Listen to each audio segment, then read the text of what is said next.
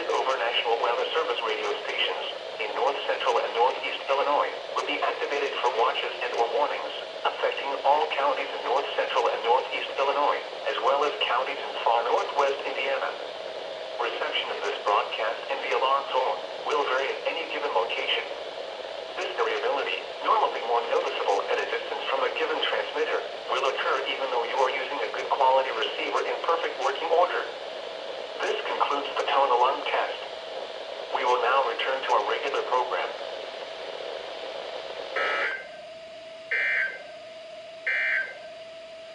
The following is a dense fog advisory from the National Weather Service.